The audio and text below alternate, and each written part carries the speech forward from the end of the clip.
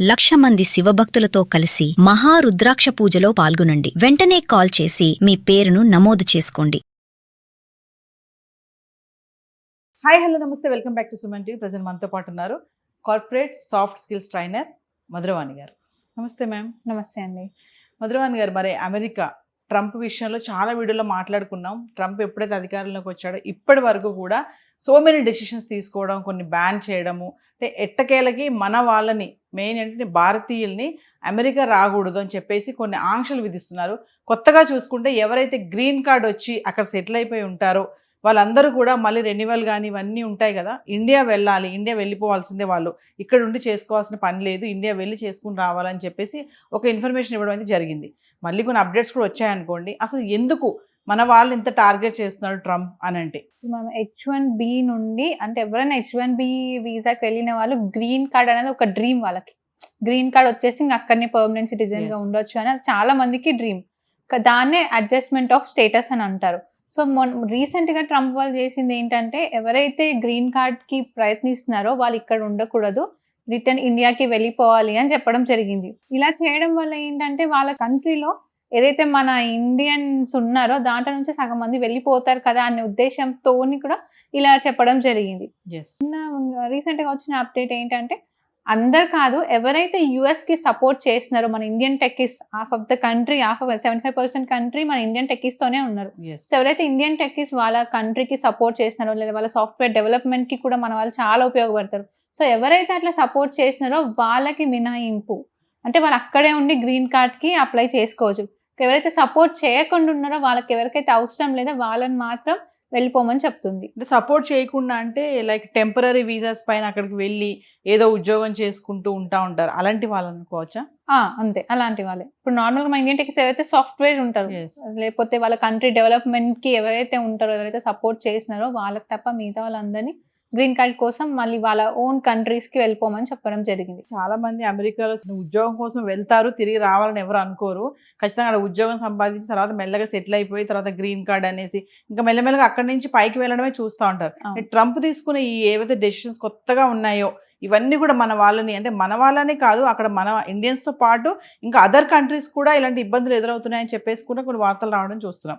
అంటే ఎందుకంటే ఏదంటే టార్గెట్ చేయడం ఏంటి, ఎటకేళ్ళకి అందరినీ బయటకు పంపించేయాలి, తిరిగి ఇంటికి పంపాలనే ఆలోచన అనుకోవచ్చు. దీన్ని మనం ట్రంప్ గారి ట్రాప్ అనుకోవచ్చు. అంటే ఆయన కొత్త కొత్త వెతికి మరి అన్నిట్లో భూతద్దంలో చూసిన ఎక్కడ దొరుకుతారా, ఎక్కడ వీళ్ళని రిటర్న్ పంపించాలా అని. మనం స్టూడెంట్ వీసా దగ్గర నుంచి చూసుకుంటే లే ఆఫ్స్ అని ఒక్కొక్క రోజు ఒక్కొక్క న్యూస్ వస్తూనే ఉంది. మన ఇండియన్ టెక్కీస్ ఇన్ని లే ఆఫ్స్ అయినాయి, ఇంతమంది రిటర్న్ వచ్చేసారు, ఇంతమంది అక్కడ ఇబ్బంది పడుతున్నారు, లీగల్ గా ఫేస్ చేస్తున్నారు. ఇవన్నీ కూడా ట్రంప్ గారి ట్రాప్ అనుకోవచ్చు మనం. చాలా మంది మన ఇండియన్ టెక్కీస్ అని కాదు, వేరే వరల్డ్స్ నుంచి వచ్చిన వాళ్ళు కూడా చాలా ప్రాబ్లమ్స్ ఫేస్ చేస్తున్నారు అక్కడ. అంటే గ్రీన్ కార్డ్ అంటేనే ఇంకా సెటిల్ అయిపోయినట్టే కదా. గ్రీన్ కార్డ్ అంటే మీకు పర్మనెంట్ బిందాస్, మనకి ఏం టెన్షన్స్ లేదు అనుకోవచ్చు. కానీ ఈ మధ్యన కొన్ని వార్తలు ఏంటంటే గ్రీన్ కార్డ్ ఉన్న వాళ్ళకి కూడా కొన్ని టెన్షన్స్ స్టార్ట్ అవుతున్నాయి ట్రంప్ తెచ్చే డెసిషన్స్ వల్ల. అంటే ఎన్ఆర్ఐస్ కానీ వీళ్ళందరూ కూడా తిరిగి వచ్చేస్తున్నారు మళ్ళీ బ్యాక్. ఇటకేళ్ళకి ఏంటంటే ఇండియా నుంచి అమెరికా వెళ్ళే వాళ్ళ సంఖ్య కూడా తగ్గిపోయింది అని కూడా అంటున్నారు. అవును, ఇప్పుడు చాలా మంది తగ్గిపోయాయి. ఎందుకంటే ఎప్పటి నుంచి ట్రంప్ గవర్నమెంట్ స్టార్ట్ అయిందో మన స్టూడెంట్స్ సగం మంది వెళ్ళడం ఆపేశారు. ఎందుకంటే అక్కడ చూస్తున్నారు, పేరెంట్స్ కూడా లైవ్ లో చూస్తున్నారు ఏం జరుగుతుంది అక్కడ, పిల్లలు ఎంత ఇబ్బంది పెడుతున్నారు. అక్కడ జాబ్ చేసుకునే వాళ్ళే రిటర్న్ వచ్చేస్తున్నారు. సో మన పిల్లలు వెళ్ళి ఎందుకు ప్రాబ్లం ఫేస్ చేయడం అని.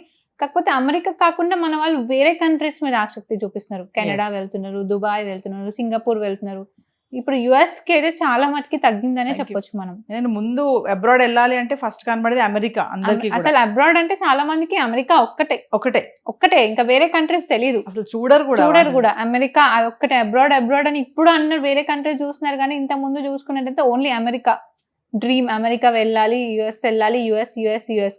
కానీ ఇప్పుడు అట్లా లేదు, మొత్తం సిచ్యువేషన్ మారిపోయింది. చాలా మంది ఇప్పుడు దుబాయ్కి వెళ్తున్నారు, దుబాయ్ చదువుకోవాలి, సింగపూర్, ఆస్ట్రేలియా, కెనడా, చాలా వరల్డ్స్ ఇంకా వేరే కంట్రీస్ చాలా డెవలప్ అయినాయి ఇప్పుడు మనకి. అంటే పేరెంట్స్ కూడా మేడం ఒక సజెషన్, అంటే అబ్రాడ్ అంటే అమెరికాకి కాకుండా వేరే కంట్రీస్ కూడా ఉన్నాయి, అవి కూడా రెడ్ కార్పెట్ వేసి పిలుస్తున్నాయని చెప్పేసి మేము కొన్ని వీడియోలు చేయడం కూడా జరిగింది. అంటే పేరెంట్స్ కి ఎందుకు ఈ ధోరణి మారటం లేదు, అమెరికా వెళ్ళాలి, అక్కడ సెటిల్ అవ్వాలి, మంచి లైఫ్ ఉంటుంది, గ్రీన్ కార్డ్ వస్తుంది, సెటిల్ అయిపోవచ్చు, ఎన్ఆర్ఐ అయిపోవచ్చు, మస్తు డబ్బులు కూడా సంపాదించి అన్న ఆలోచనే ఉంటది పేరెంట్స్. మనం ముందు ఒకప్పుడు చూసుకుంటే ఎవరైతే యుఎస్ కి వెళ్ళారో వాళ్ళు యుఎస్ నుంచి అక్కడ ఉండుకుంటే మన ఇండియాలో ప్రాపర్టీస్ కొనేవాళ్ళు, ఇల్లులు కొనడం, ల్యాండ్స్ కొనడం, ప్రాపర్టీ కొనడం. అంటే వచ్చినప్పుడు చాలా హుందాగా రావడం, ఇన్ని డబ్బులు సంపాదించడం, ఇన్ని కోట్లు సంపాదించడం అని, అంటే చుట్టుపక్కల వాళ్ళు చూసి కూడా అరే మా వాళ్ళు అక్కడికి వెళ్తే సెట్ అవుతారేమో, మన పిల్లలు కూడా ఇట్లా డెవలప్ అవుతారేమో అనే అదే మైండ్ సెట్ లోనే ఉన్నారు మన వాళ్ళు. కానీ ఇప్పుడు జరుగుతున్న సిచ్యువేషన్స్ బట్టి పేరెంట్స్ కూడా మారుతున్నారు. అక్కడికి వెళ్ళి ఎంతసేపు డబ్బులే, కాకపోతే దాని వెనకాల ఉన్న కష్టం ఇప్పుడు పేరెంట్స్ కి కూడా తెలుస్తుంది. చాలా మంది పిల్లలు అక్కడికి వెళ్ళి ఇబ్బంది పడి, కొంతమంది 2-3 months లో కూడా రిటర్న్ వచ్చిన వాళ్ళు ఉన్నారు, ఉండలేక.